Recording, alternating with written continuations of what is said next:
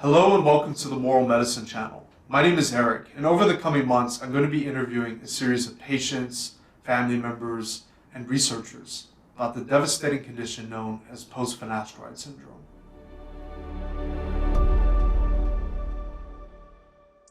Hello and welcome to the Moral Medicine channel. My name is Eric, and today I'm joined by Sumair, who is a fellow PFS sufferer. Thank you so much for your courage speaking out, Sumair.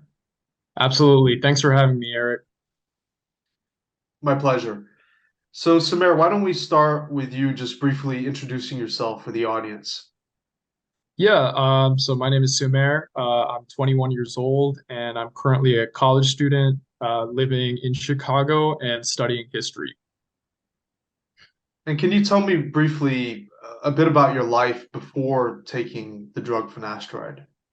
Yeah. So before taking finasteride, for the most part, I was a normal, high-achieving 21-year-old. I was going to school, had pretty good grades. I liked to work out, stay really fit. I had a pretty good romantic and social life, and for the most part, my life was pretty good. What you'd expect from a 21-year-old student. So, Sumair, can you tell me briefly when did you decide to use finasteride and why? Yeah, so I decided to take finasteride in October of 2022, and this is mostly because there's a history of balding in my family, and I started to notice some very, very mild thinning in my crown. And I did some research online, and the narrative sort of presented to you there is, you start this drug at the absolute first sign of hair loss, and you will regrow any hair you've lost, and you will maintain, all of your hair into the rest of your adulthood. So, as a byproduct of what was presented to me, I decided to hop on the drug and thought I had nothing to lose.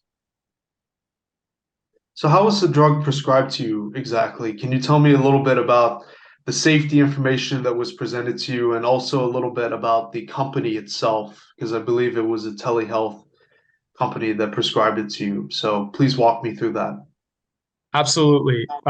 So the drug was prescribed to me through a company called Hims. They're really, really prevalent in the U.S.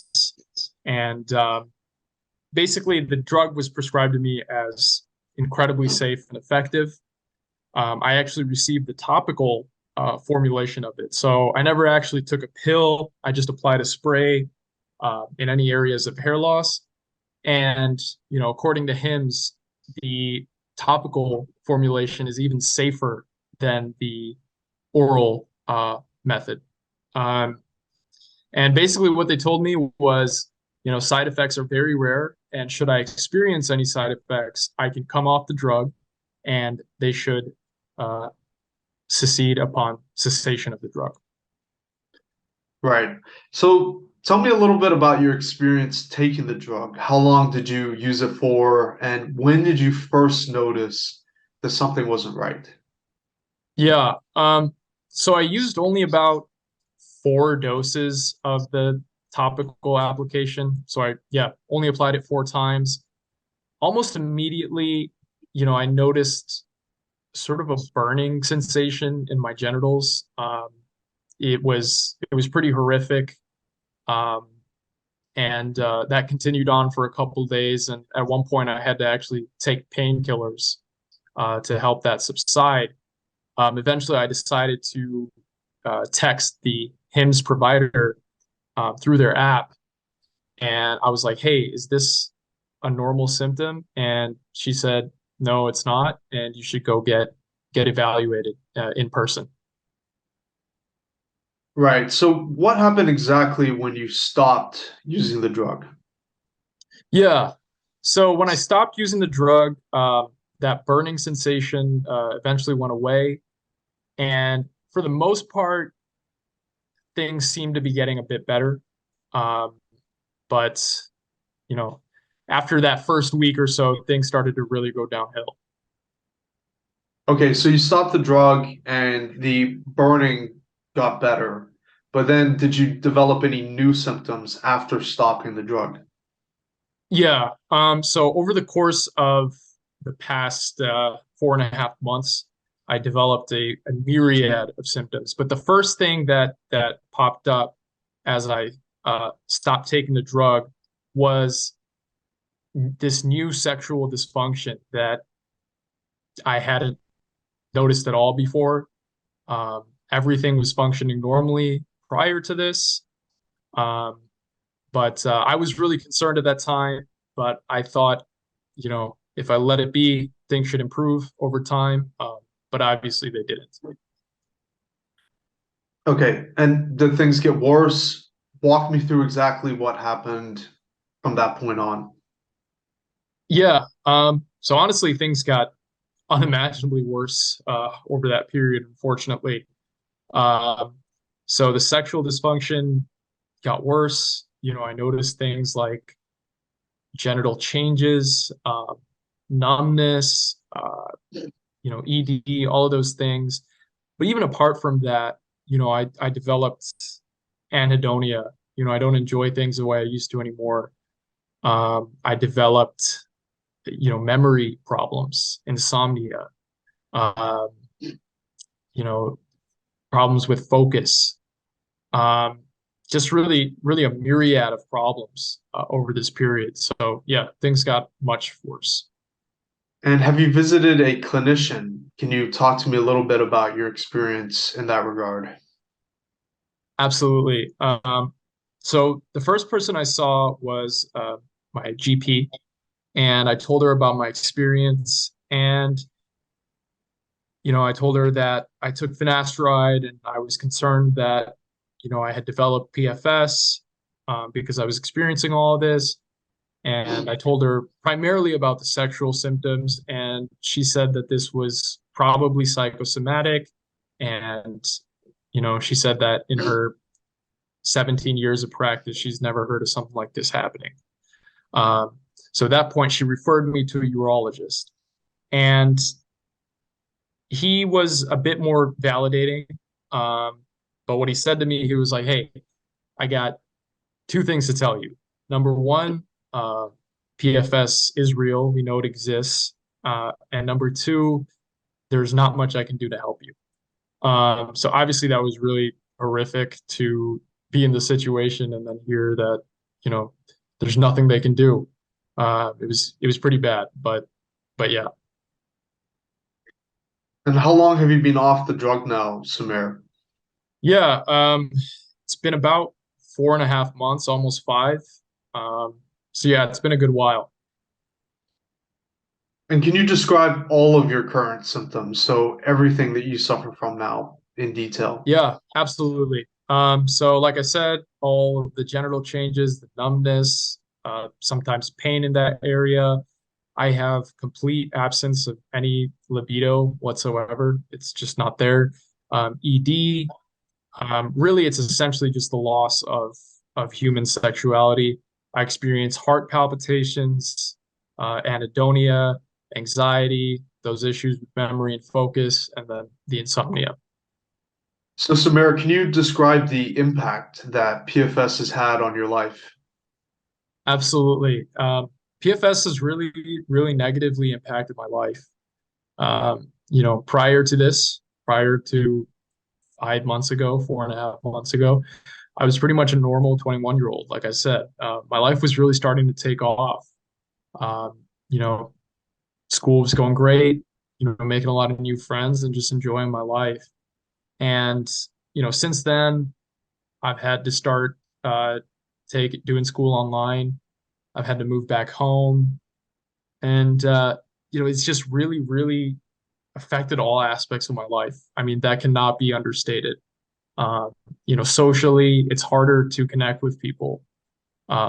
Romantically, you can pretty much forget about anything romantic in this state. Um, and even things like just enjoying music. Before this, I loved listening to music. Um, and now that does absolutely nothing for me. It's like I just get nothing from it. That sense of euphoria you get when you listen to music, it's just gone. Um, and it really has affected every area of my life. Yeah. And can you tell me a little bit about how your family and friends have reacted to your condition? Yeah. Um, so for the most part, I haven't been too open about this with friends, because it's difficult to convey this to anyone, really. Um, but luckily, my family has been very supportive. They've been understanding of the condition for the most part. So I'm very grateful to have that support. And finally, Sumair, do you feel like you had enough warning and information about the possible consequences of taking finasteride to provide informed consent? Absolutely not. Uh, even looking at the Hims marketing where I got the drug, you go on their website and you just see happy, healthy, men with full heads of hair, just enjoying life. And that couldn't be further from the truth of this drug for people who develop this condition. Um, it was never conveyed to me that it could cause any kind of persistent harm. They did mention some side effects, but again, the underlying sort of message beneath that was, "Hey, you stop taking it, and any side effects will go away." Um, but that wasn't the case. One follow-up question, Samir, in respect to your interactions with hymns, when you told them about, what you were dealing with, what did they say to you exactly? Yeah, really, what she said was, stop taking it, see if the symptoms go away, which they didn't. And she told me to go seek in-person evaluation. And another Right. thing, that is of note regarding these companies is that I was actually able to receive my medical documentation that they have on their end, and legally they're required to give it to you. And according to their report, I didn't have significant hair loss, or in their words, no thinning hair noted. So according to them, I wasn't losing my hair, but they still prescribed me the drug. So ultimately, they're just in it for their bottom line. Yeah. Well, I'm really sorry to hear about your suffering, Sumer, and I commend you for having the bravery to speak out about this horrible affliction. And thank you so much for helping to make a difference. Perhaps you have some final words for the audience, for those who suffer from this condition, who might be debating taking action to help find a solution to this problem. Absolutely. I would say, ultimately, we have to make this condition heard in the sort of public sphere, because of the stigma associated with this, it is difficult to talk about it, but we have to talk about it, because you got nothing to be ashamed of. You took a drug that was presented as safe to you, and that wasn't the case. So we have to speak up and we have to take action so that we can all get our lives back. Of Yeah. Well, thanks so much, Sumer, and really appreciate you speaking out about this. course, thanks for having me.